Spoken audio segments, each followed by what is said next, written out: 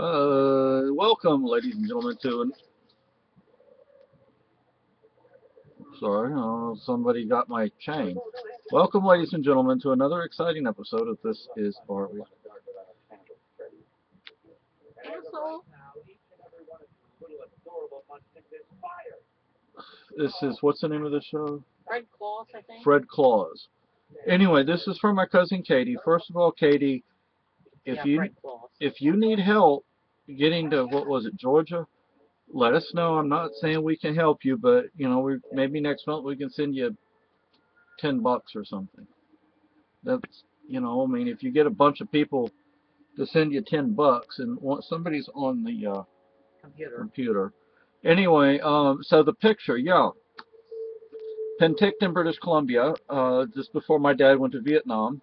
That's my granddad, which I guess would be what, your great granddad. My step grandmother, my mom and dad, me, the little one, and I guess that's Dawn. On I say Dawn. See, to me, Dawn is a title, not a name, but I know your dad is Dawn. But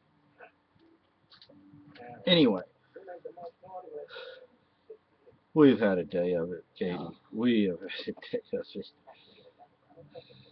I won't tell you everything, but I'll tell you some things. What did you say? It took me about an hour and a half to walk. Yeah. I locked the keys in the car. Real smart of me, eh? And look, I took out this knife and that knife, and I'm working on it. My wife calls my uncle down in Virginia, and he helped. $50 for 10 minutes of work. $50 for 10 minutes of work. For me, it took 2 hours. I don't know. I didn't. Well, it took me an hour and a half to 2 hours to walk basically from the fire station to Walmart and back. Probably about 6 miles each, 5, 6 miles each way. Maybe. And I was wearing the tail the whole time.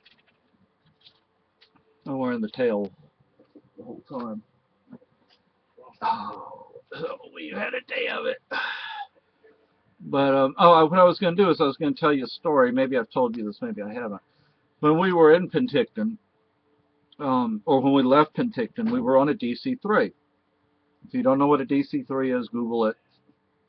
Very famous aircraft. And back then you didn't have to put the seat belts on and all that on the aircraft. Well, so it's been 2 hours ago. Who knows? I don't But can't really tell. he probably called back. No, it was me calling him. Oh. So anyway, we were flying from Penticton to Victoria. And my wife is probably tired of hearing this story, but anyway, we hit an air pocket. I go up, the plane goes down, and my dad has to reach up and grab me and pull me back down into his lap. And I don't know, I probably thought, oh, this is cool. When you're that young, you're like, wow, you don't think, especially when you're with your parents, you don't think anything bad's going to happen. You're like, wow, this is cool.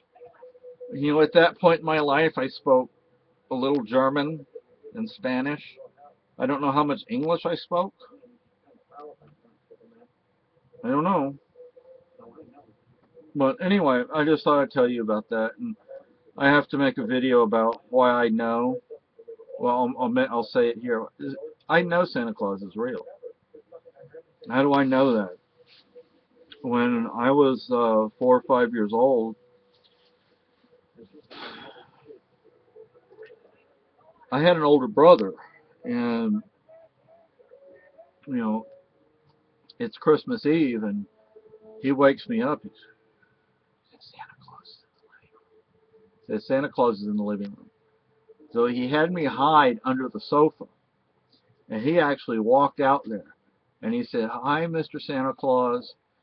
And Santa talked to him, was real nice to him, and said, well, you're not allowed to see me. He said, I know. And Santa Claus said, you know what I have to do? And he said, yeah. So Santa Claus killed him. And because you're not supposed to see Santa Claus. I was there. I saw Santa Claus. Okay. Believe it or not, it's up in the 50s Fahrenheit. God. I have this fan going, believe it or not. In the last few days, it hasn't even gotten above freezing.